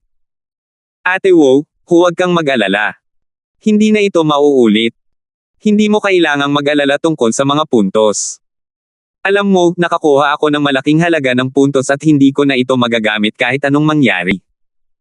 Tulungan niyo akong gamitin ang mga ito. Nagkunwari si Terence na relax lang, pero iniisip niya na ipaalam kay Yiming kung sino ang tumatarget kina Yuna at Black Wildflower sa inner sect. Hindi naman masama ang kakayahan ni Aldrin na mangalap ng impormasyon. Tila nabanggit niya na mayroon siyang kapwa taga-bayan na may kahalagahan sa panloob na sekta. Ang batang matabang ito ay talagang mahusay sa pangangalap ng impormasyon, at tuwang-tuwa rin siyang gawin iyon. Sa madaling salita, isa siyang grupo ng mga chismosa sa sekular na mundo. Mas madali at mas direkta ang magtanong kay Yuna, pero nahulaan ni Terence na ayaw siyang mahirapan ni Yuna, kaya baka hindi niya sabihin ang totoo. Sa halip na ganoon, mas mabuti pang huwag na lang niyang gawing mahirap ang mga bagay para sa kanya. Romal, ang ibig mo bang sabihin ay gusto mo kaming suportahan? Pakiramdam ni Almira ay medyo mabigat ang kapaligiran, kaya't komendat siya ng may pilyo, sinusubukang pasayahin ang lahat. Namula ang mukha ni Yuna nang palihim niyang sinulyapan si Terence, agad na yumuko. Mabuti sana kung aalagaan niya ito. Nagkunwari si Terence na hindi napansin ang nakatagong kahulugan sa likod ng kanyang mga salita habang tumatawa, isang karangalan para sa akin na maalagaan sina Ate Wu at Ate Almira. Mabuti na lang at wala kang pakialam. Siyempre hindi, natatakot akong may mga taong hindi makapaghintay na makita ito. Ngumiti si Almira at komendat kay Yuna, dahilan para mas lalong mamula ito. Kailangang lumipas ang mga malungkot na bagay. Sa halip na magkulong dito, mas mabuting dalhin ang mga alaala at magpatuloy ng maligaya kasama ang yumao. Alam ni na Almira at Yuna na nananatili pa rin ang epekto ng pagkamatay ni Peter, at ang kalungkutang kaakibat nito ay hindi madaling maglalaho. Dahil doon, kinailangan nilang magpanggap na masaya para hindi mag-alala si Terence. Nagkwentuhan at nagtawanan ang ilan sa kanila ng ilang sandali, at bumalik din sa normal ang kapaligiran, hindi na kasing bigat ng dati. Ate Wu, may misyon ka habang kumukuha ka ng make-up test, malamang nahuhuli ka sa pagpapractice mo, di ba? Sabi ni Terence. Aba, hindi naman ako masyadong bumuti. Natatakot ako na baka hindi ako makapasa sa make-up test. Bahagyang tumanggo si Yuna at medyo nahihiya, Romal, binaygo kita. Natatakot ako na ang talento ko ay hindi kasing husay ng nasubukan. Paano nangyari iyon? Walang duda ang talento ni Ate Wu. Tiyak na nakaranas siya ng ilang hadlang sa kanyang cultivation. Normal lang ito. Ngumiti si Terence habang ikinakaway ang kanyang kamay, kung hindi mamasamain ni Ate Wu, paano kung hayaan mong tulungan ka ng nakababatang kapatid? Oo. Napakalakas ni Romal. Marami na siyang nabasang libro sa pavilion ng aklatan at kaya niyang suriin at unawain ang lahat ng mga pamamaraan ng paglilinang at mga pamamaraan ng labanan. Sa kanyang gabay, ang aming paglilinang ay umunlad ng husto, at kami ay mas malakas kaysa dati. Lalo na si Chen. Agad na natuwa si Almira nang mabanggit ang paksa ng paglilinang. Hinailan niya si Yuna palapit at sinimulang purihin ito na parang isang tindero sa sekular na mundo. Kahit si Terence mismo ay medyo nahiya nang marinig ang kanyang papuri. 7,447. Gayunpaman, nang mabanggit si Peter, lalong nalungkot si Almira. Bakit kailangan ni Yuna si Almira para i-promote si Terence? Hanggat sinabi iyon ni Terence, paniniwalaan niya iyon ng walang kondisyon. Pagkatapos ng ilang sandaling katahimikan, nagpasya silang dalawa na huwag nang banggitin pa ang paksa ni Peter. Sinimulan ni Terence ang pagtuturo kay Yuna. Si Almira, na nasa gilid, ay seryoso ring nakikinig, na parang may sinusubukang intindihin sa pamamagitan ng paghahambing. Matapos marinig ni Yuna ang payo ni Terence, parang naliwanagan siya. Maraming bagay na hindi niya naintindihan noon ang biglang naging malinaw, at naunawaan din niya na siya ay naligaw at lumihis ng landas. Sa landas ng paglilinang, ang pagkakaroon ng isang mahusay na guro na gagabay sa iyo at ang pag-aabala ng mag-isa ay dalawang magkaibang konsepto. Hindi nakakapagtaka na may kasabihan na ang isang mahusay na guro ay magbubunga ng isang natatanging disipulo. Bukod sa sining, naroon din ang pagsasanay at pag-unawa sa mga teknik ng martial arts, pati na rin ang aplikasyon nito sa aktwal na labanan. Nabighani sina Yuna at Almira sa kwento, ang kanilang pagsamba kay Terence ay parang isang ilog na walang humpay na umaagos. Totoo ito lalo na kay Almira. Kakagaling pa lang niya sa super spin ng Extreme Void Arrow na natutunan niya noon pero nakakagulat na ang kapangyarihan nito. Pero matapos muling makinig sa paliwanag ni Terence, mas lumino at lumalim ang pagkakaintindi niya gusto niyang kunin ang pana at subukan ito ngayon din. Mas lalong naging emosyonal si Yuna kay Terence, ayaw na niyang bumalik sa inner sect. Wala nang makakatalo kay Terence doon. Pero ngayong si Terence na ang ikatlong senior ng inner sect, malamang hindi na pahihirapan ni Martial Master Lane si Yuna. Tutal, naroon naman ang reputasyon ni Terence, isa siyang disipulo ng inner sect na kayang umabot sa kalangitan, at hindi kayang masaktan siya ni Martial Master Lane. Gayunpaman, sinimulan na ni Yuna na minamaliit si Martial Master Lane. Ngayong dumating si Martial Master Lane na umiiyak at nagmamakaawa kay Yuna na turuan siya ng isang teknik sa paglilinang, malamang ay hindi na siya maaantig. Lumipas ang oras habang ginagabayan ni Terence ang dalawa, at bumalik sina Yunbao, Yiming, at Yingjan. Ginawa na nila ang lahat ng ipinagawa sa kanila ni Terence, kaya kinailangan nilang mag-ulat pabalik.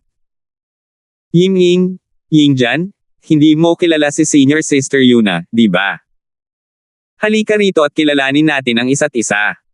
Nakangiting sabi ni Terence habang tinatawag ang dalawa pa para sumali sa grupo. Sa totoo lang, alam nyo naman ang nangyari nitong nakaraang 2 araw. Dapat nyo ring maintindihan na si Ate Wu ay isang mahalagang tao sa ating koponan. Pagbati, Senior Sister Wu. Siyempre, alam ni na Yiming at Yingjan kung anong klaseng tao si Yuna. Sinoong ni Terence ang panganib na pumunta sa inner sect para iligtas ito, kaya ano pa nga ba ang masasabi niya? Kaya naman, lumapit silang dalawa upang batiin siya ng may paggalang, at magalang din na binati siya ni Yuna. Dahil magkakilala na ang lahat, hayaan mo muna akong magsabi ng ilang salita. Sumenya si Terence na umupo ang lahat bago nagpatuloy, ngayong ako na ang panganay na nakatatandang kapatid na namamahala sa panlabas na sekta at ang pangatlong nakatatandang kapatid na namamahala sa panloob na sekta, kailangan ko talaga ng mas maraming tao para tumulong sa akin sa trabaho. At lahat ng nandito ay mga pangunahing miyembro, kaya sana ay mas marami pa akong matulungan sa hinaharap. Sina Yiming at Yingjan ay parehong tuwang-tuwa pumunta sila kay Terence para sa araw na ito, hindi ba? Hindi niya inaasahan na ganito kabilis ang araw na ito. Nakatatanda kong kapatid, napakagalang mo. Kung mayroon kang anumang mga tagubilin, ipaalam mo lang sa amin. Tiyak na magtutulungan tayo at aayusin ang lahat para sa panganay kong kapatid. Tumawa si Yiming at tinapik ang kanyang dibdib. Ako, si Aldrin, ay nanunumpa na sa hinaharap, ang mga bagay ng panganay na nakatatandang kapatid ay magiging mas mahalaga kaysa sa sarili kong mga bagay. Alam kong maaasahan ka. Ngumiti si Terence at tumango. Mula ngayon, Aldrin, ikaw na ang mamamahala sa pangungulekta ng impormasyon. Sa loob man o labas ng sekta, kailangan mong pagtuunan ng pansin ang pangungulekta ng impormasyon. Makakahanap ka ng sarili mong paraan para mag-recruit ng mga tao. Bibigyan kita ng malaking kalayaan sa larangang ito. Tuwang-tuwa si Ying-Ying. Hindi naman problema para sa kanya ang pangungulekta ng impormasyon. At may kapangyarihan siyang mag-recruit ng sarili niyang mga nasasakupan mula ngayon, siya ay magiging isang opisyal sa hangganan sa paksayon ni Terence. Ying-Jan, tulungan mo akong tingnan kung may mga angkop na tao at i-recruit sila para bumuo ng ating koponan. Kaunti lang tayo, kaya wala tayong sapat na tauhan. Yun Bao, maghanap ka ng mga tao at tingnan mo kung makakapagtayo ka ng isang maliit na Chamber of Commerce sa sekta at makakapagtipid. Tutal, hindi naman natin maaaring abusuhin ang mga malalaki kung mas marami tayong tauhan. Casual na sabi ni Terence, mabilis na inihanda ang balangkas para sa hinaharap. Sister Elmira, huwag mo munang pakialaman ang mga partikular na bagay na iyan.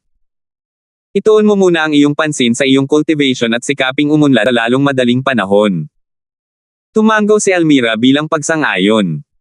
Hindi siya nasiyahan sa kaayusang ito.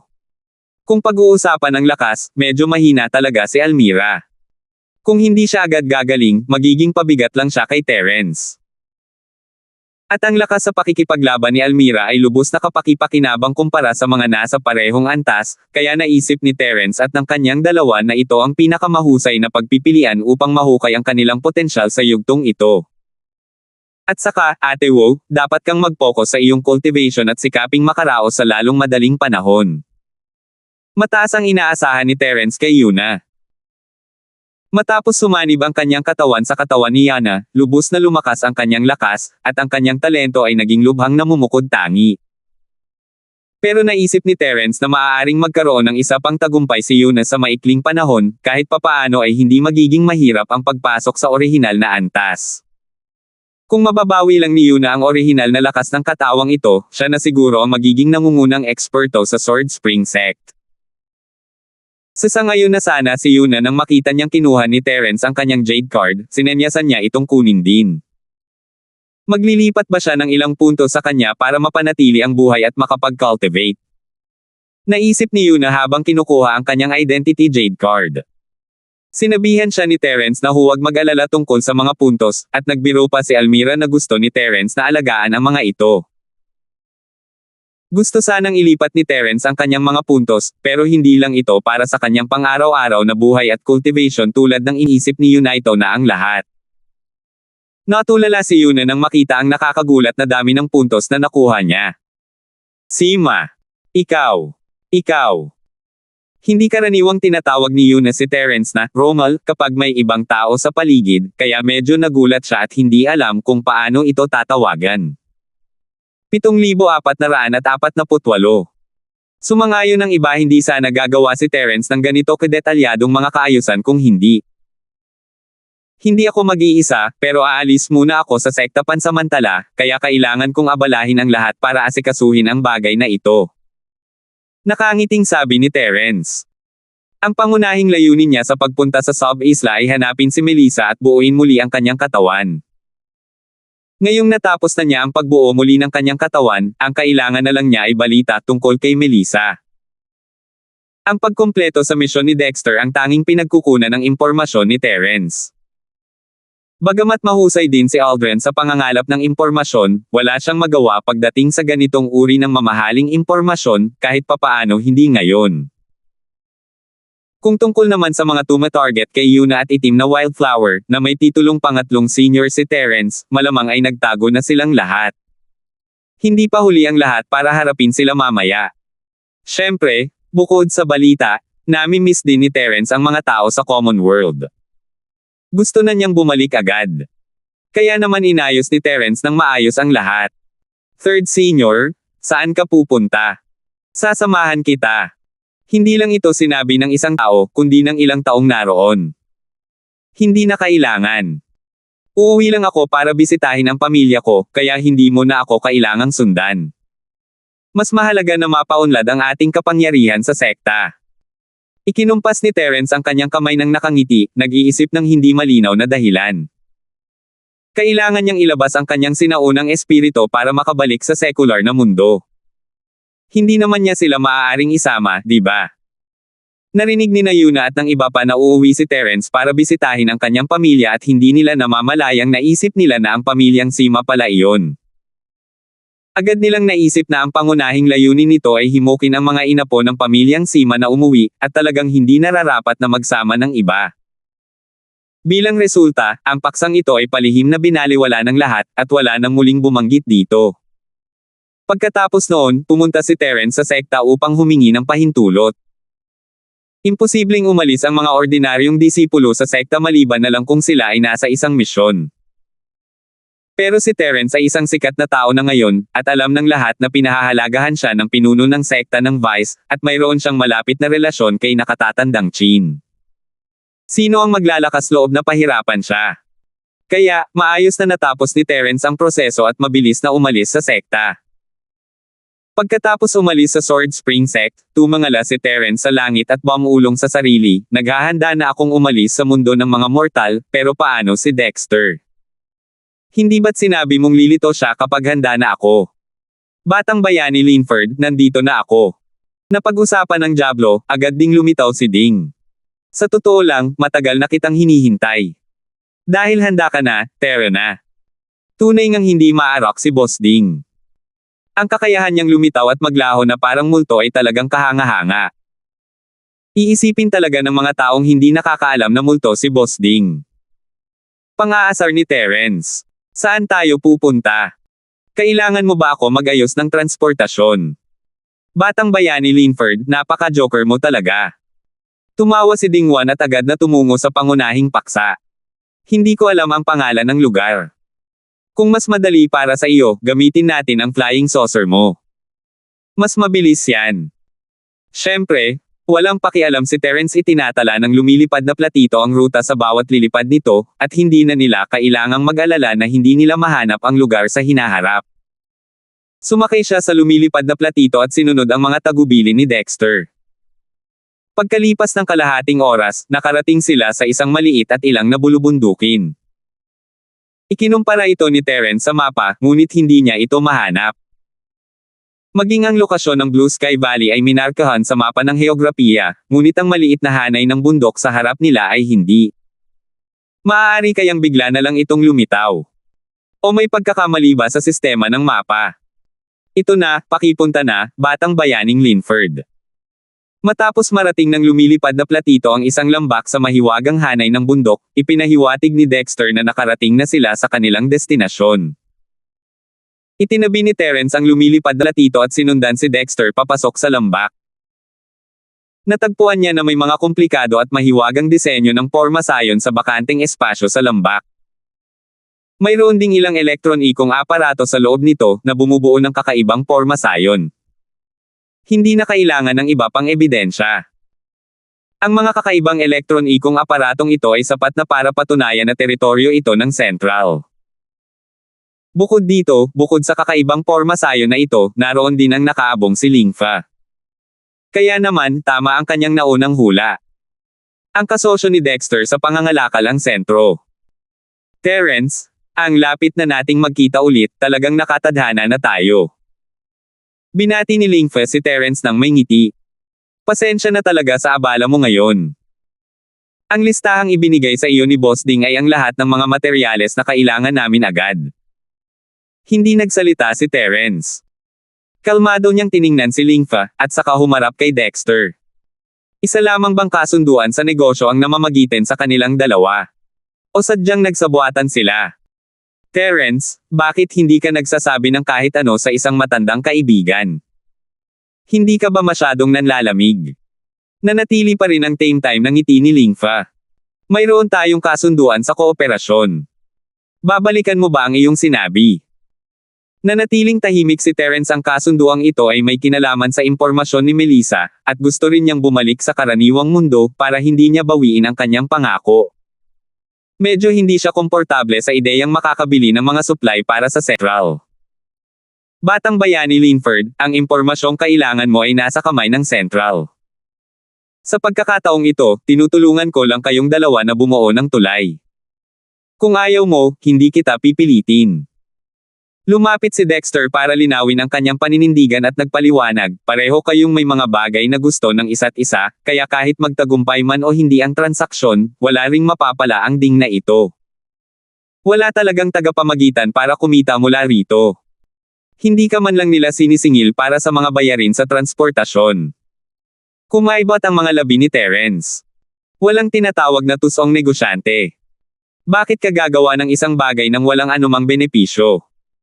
Sa anumang kaso, dahil hindi niya babawiin ang kanyang sinabi, ang tanging magagawa na lang niya ay ang pumayag. Salamat, Boss Ding. Siyempre, handa akong ipagpatuloy ang kalakalan. Tutal, matagal na kaming magkaibigan ni Lingfa.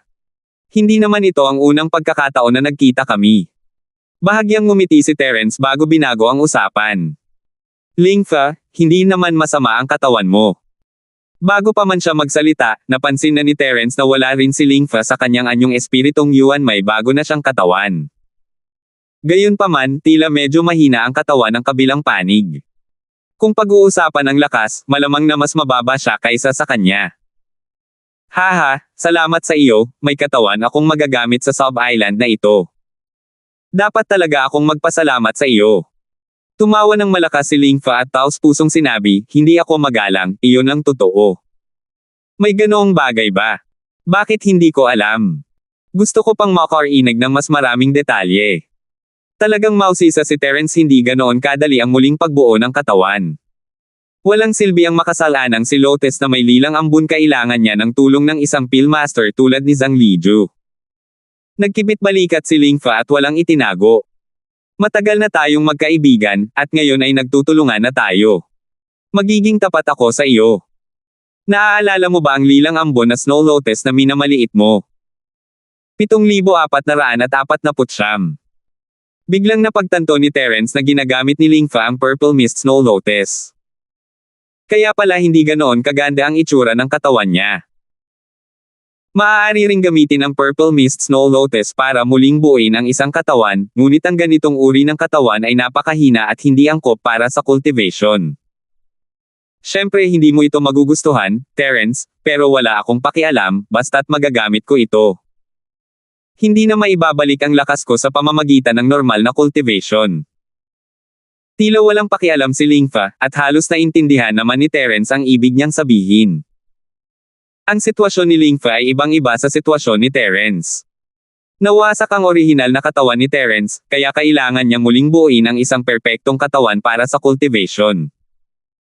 Sa kabilang banda, ang primordial spirit ni Lingfa ay naiproyekto lamang sa sub-island. Ang kanyang orihinal na katawan ay malamang na naiwan sa Skyclass Island. Maaari siyang bumalik sa hinaharap, kaya ang kailangan lang niya ay isang katawan sa sub-island upang pangalagaan ang kanyang primordial spirit at maiwasan ang pagkasira ng kanyang foundation ng matagal. Kaya naman, ang lilang ambon na Snow Lotus na hindi pinansin ni Terence ay perpekto para kay Lingfa. Ganito pala. Paano mo ginamit ang Purple Mist Snow Lotus para muling hubugin ang katawan mo? Ito ang pinakagusto malaman ni Terence. Mayroon siyang tulong ni Liju, pero paano si Lingfa? Mayroon bang pillmaster na tulad ni Zhang Liju sa gitna? Kung ganoon nga, hindi dapat ganoon kakulang sa mga gamot ang sub-island, di ba? Dapat sanay na ibenta na ito ng Central Cooperative Chamber of Commerce. Hindi mo kailangang malaman yan. Lahat tayo ay may kanya-kanyang maliliit na sekreto. Alam mo, hindi naman kita tinanong kung paano ka nagkaroon ng katawan, di ba? Halatang ayaw sabihin ni Lingfa kay Terence ang lahat, at doon natapos ang usapan. Sige, iyan lang ang para sa paggunita. Terence, handa ka na ba? Kung handa ka na, magsisimula na tayong mag-project sa mundo ng mga mortal. Sige, simulan na natin. Tumango si Terence. Pagkatapos niyang magsalita, naglakad siya papasok sa kakaibang porma sayon at naupo sa isang upuang bakal na puno ng mga instrumento. Terence, huwag kang mag-alala, aalagaan kong mabuti ang katawan mo. Sisiguraduhin kong ligtas ka. Bago sila magsimula, sinadya itong banggitin ni Lingfa ng may mapang asar na ngiti sa kanyang mukha. Hindi ka naman nag-aalala, di ba? Hindi naman nag-alala si Terence. Tutal, hindi naman talaga siya patay kahit nawalan siya ng katawan. Hindi naman sa hindi niya sinubukang maglibot sa kanyang anyong Yuan spirit dati. Kailangan pa rin ni Lingfa ang tulong ni Terence para may maihatid, at kahit hindi dahil doon, hindi niya hahawakan ang katawan ni Terence. Kung gusto nilang kumilos, kailangan nilang patayin ng tuluyan si Terence. Ano pa ang saysay ng pagsira ng isang bangkay? Naging dahilan lang ito para magsimula ng todong digmaan sina Terence at Central. Sino ang makakasiguro na hindi na muling mabubuo ni Terence ang kanyang katawan? Kung nagawa niya ito ng isang beses, magagawa niya ito sa pangalawang pagkakataon. Kaya, pagkatapos ng spirit projection ni Terence, ipapaubaya niya ang kanyang katawan sa pangangalaga ni Lingfa, at gagawin din ng Central ang kanilang makakaya para masiguro ang kanyang kaligtasan.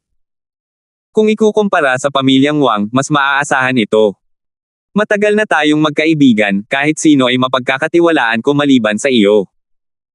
Ngumiti si Terence at ipinikit ang kanyang mga mata, simulan na natin. Tiningnan ng malalim ni Lingfa si Terence at sinimulang gamitin ang forma sayon sa lupa nang walang ibang sinabi. Ang mga alon ng liwanag at kuryente mula sa mga makina ay lumikha ng hindi mabilang na pilipit na mga alon. Naramdaman ni Terence na ang kanyang espiritu ay hinihila palabas at patungo sa walang katapusang kadiliman. Hindi niya alam kung gaano nakatagal ang lumipas, maaaring isang iglap, ilang minuto, ilang oras, o kahit ilang araw, ngunit pakiramdam niya ay nasa isang kawalan siya ng ulirat. Nang magkamalay siya, si Terence ay nasa kakaibang lugar na. Ang secular na mundo. Medyo nalilito pa rin si Terence. Nabubuo pa rin ang kanyang Yuan spirit at hindi pa siya makagalaw, ngunit naoobserbahan niya ang kanyang paligid. Ang lugar na kinaroroonan niya ngayon. Ang swimming pool. Mukha itong pribadong swimming pool sa isang high-class na hotel. Nasa gitna ng pool si Terence, at sa harap niya ay isang balingkinitan, malusog, at perpektong kurbadong katawan. Ang makinis at kulay trigang balat ay bahagyang kumikinang sa tubig. Ang pinakamahalaga ay ang paglangoy ni Yingluo ng hubad. Kung pampublikong swimming pool ito, malamang hindi nila makikita ang ganito kagandang tanawin. Mabuti na lang at nakatalikod kay Terence ang dalagang may kulay trigang balat na ito, kaya hindi ito masyadong nakakagulat. Kung biglang sumulpot si Terence sa harap niya, malamang mamamatay siya. Labis na napahiya si Terence. Hindi niya inakalang ang isang spirit projection ay magkakaroon ng ganitong uri ng benepisyo. Ahem.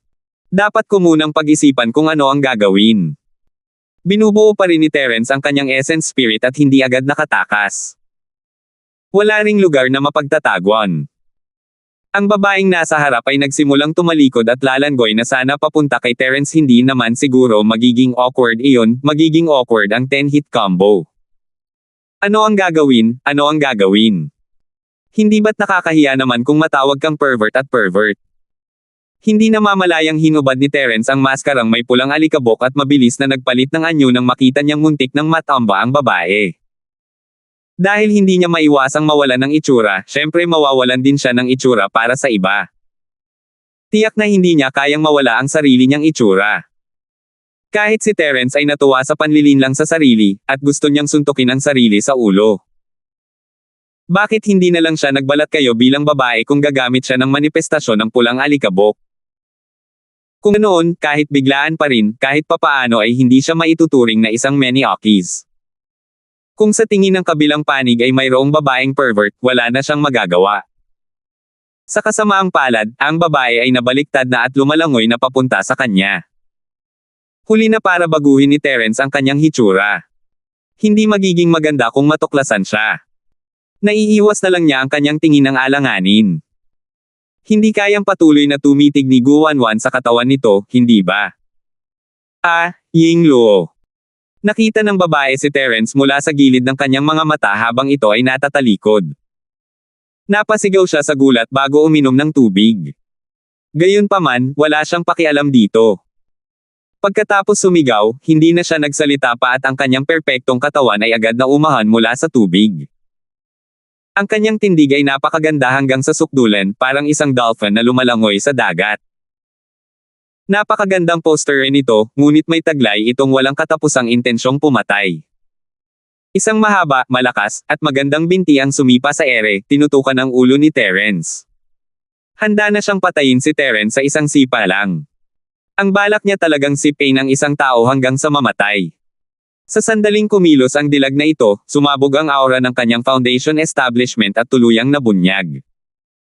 Ang mga foundation stage masters ng secular na mundo ay talagang mga matataas na nilalang.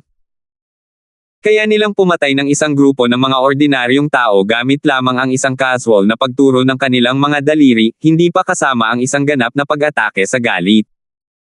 Nagulat si Terence, hindi niya inakalang basta-basta mula sa common world ang nasa foundation stage. Maaari kayang ang common world ay naging training ground na lang tulad ng Sky Class Island. Tumigil ka, hindi pagkakaunawaan ito. Lumingon si Terence, hindi naglakas loob na tumingin sa babae. Nasa isang vacuum state ito, at nasa posisyon na parang sumisipa. Kung maglalakas loob siyang tumingin, hubad na ito. 7,450. Pero kung gagawin talaga iyon ni Terence, talagang mapapasubo niya ito ng todo. Karaniwan, kapag ang isang babae ay nakaranas ng ganitong sitwasyon, hindi ba dapat muna niyang takpan ang kanyang mahahalagang bahagi ng katawan at saka maghanap ng mga damit, tuwalya, at iba pa? Kahit na hindi ito gumana, hindi ba dapat muna niyang takpan ang kanyang mukha? Bakit hindi niya ginamit ang sentido komon para maglaro? Hindi alam ni Terence ang gagawin. Hindi pa tapos mabuo ang kanyang Yuan spirit body, at hindi pa rin bumabalik ang kanyang lakas. Maaaring hindi siya ang kalaban ng babaeng ito sa isang totoong laban, at hindi rin naman siya maaaring maging masyadong mabigat ang kamay. Mali na ang pagsilip niya sa kanya, kaya paano niya nagawang maging ganito ka-hard hands. Matapos bahagyang harangan ng sipa, mabilis na umatras si Terence sa tubig, nakapikit ang mga mata habang sumisigaw, hindi talaga ito pagkakaintindihan. Hayaan mong ipaliwanag ko. Ikaw na torpe, magpaliwanag ka sa hari ng impyerno. Halatang galit na galit ang babae at ayaw makinig sa paliwanag ni Terence. Habang nagsasalita siya, nagsimula siyang umatake muli. Ang boses na ito. Ang ganda. Hindi napigilan ni Terence ang sarili mapatulalaanong tamis. Parang pamilyar na pamilyar ito. Parang kakilala niya to. Hindi madaling imulat ang kanyang mga mata, at baka may rita ito sa kabilang panig. Nagpasya si Terence na gamitin ang kanyang spirit sense para suriin ang silid. Pinagpawisan si Terence, ang kanyang kalaban ay naglulunsad ng sunod-sunod na pag-atake, kinukuha ang kanyang buhay sa bawat pag-atake. Sheena! Tumigil ka! Ako si Terence. Nakapikit pa rin si Terence habang sumisigaw habang nakataas ang mga kamay bilang depensa. Tama, matapos suriin gamit ang kanyang spirit sense, napagtanto ni Terence na ang babaeng nasa harap niya ay si Sheena, na matagal na niyang hindi nakikita. Parang baha talaga ito na bumaha sa templo ng hari ng dragon. Naku, dapat isa itong swimming pool na bumaha sa dalawang magkakilala. Nanigas ang mga kamay ni Sheena nang mabanggit ang pangalan ni Terence. Ito ang pangalang matagal na niyang iniisip araw at gabi, at natural lang para sa kanya na maantig. Pero lalo pa siyang nagalit. Sa tingin mo ba bulag ako? Hindi mo naman kamukha si Terence, di ba? Pumunta ka sa impyerno. Kasabay ng isang matinding ungol, muling sumiklab ang mga natigil na pag-atake ni Sheena, at mas lalo pa itong naging marahas. Hindi siya kilala ni Sheena. Ano ang nangyayari? Maaari kayang ang taong nasa harap niya ay isang peking Sheena. Kung hindi, paano niya hindi siya makikilala? Teka, hindi ko siya kilala. Oo. Pakiramdam ni Terence ay may ginawa si Lingfa nang ipadala niya ang kanyang espiritu, pinabagal nito ang paggana ng kanyang utak. Kung hindi, paano siya magiging ganoon katanga? Kasalukuyan niyang suot ang Red Dust All Creation Mask, kaya kakaiba kung maniniwala sa kanya si Sheena. Sheena! Ako talaga si Terence. Nakasuot ako ng maskara. Nagawa ni Terence na harangan ang ilan pang mga atake bago niya hinubad ang maskara. Nakita mo ba yun? Ako talaga si Terence. Bastos. Sa tingin mo ba maniniwala ako sa iyo dahil lang sa nagpa-plastic surgery ka para magmukhang si Terence? Kung gusto mong gayahin si Terence, kakailanganin mo pa ng 100 taon, hindi, kahit 10,000 taon ng pagsasanay ay hindi makakahabol sa kahit isang daliri ni Terence. Hindi pa rin siya pinaniwalaan ni Sheena. Sa naaalala niya, hindi na kinailangang magtaas ng daliri ni Terence para harapin siya. Madali niya itong napigilan gamit ang ilang aura.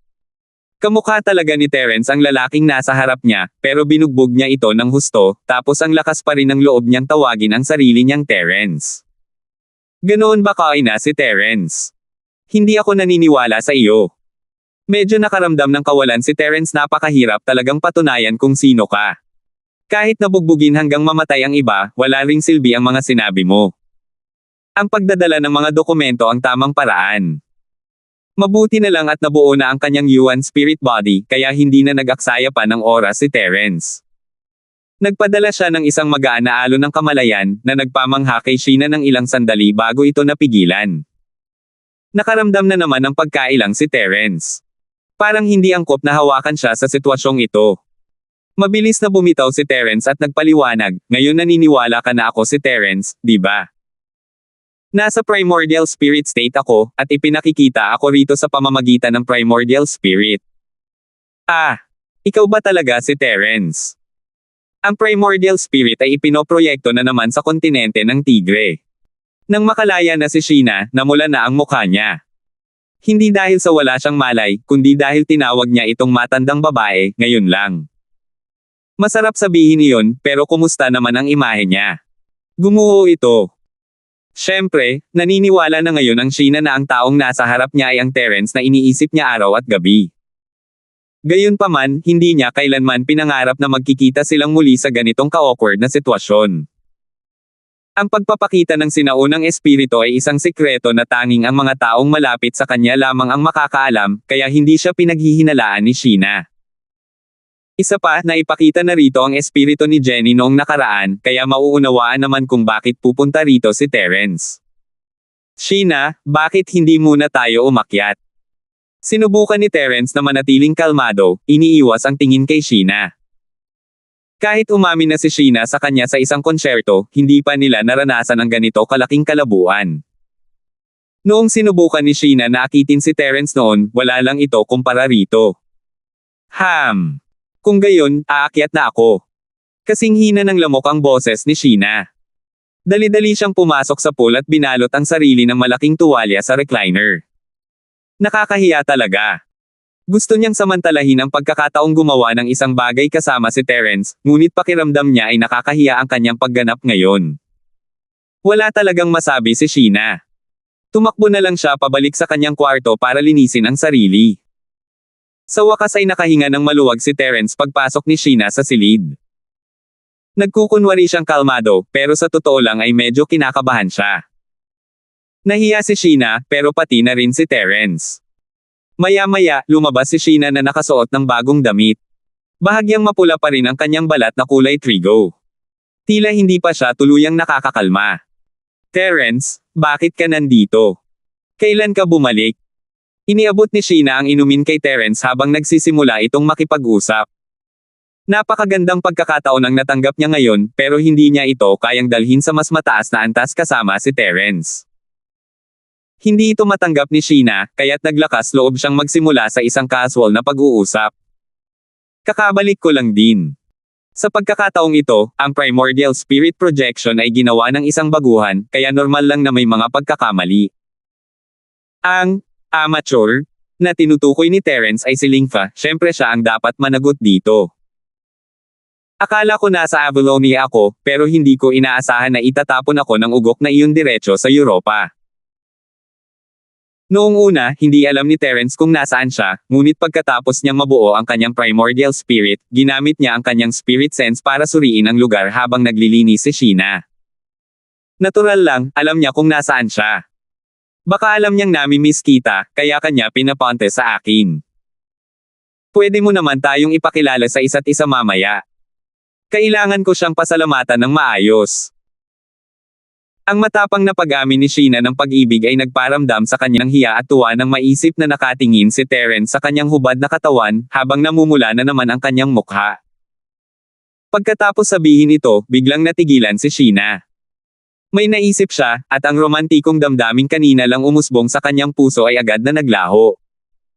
Salamat po at sinamahan ninyo ako, ingat lagi mga master.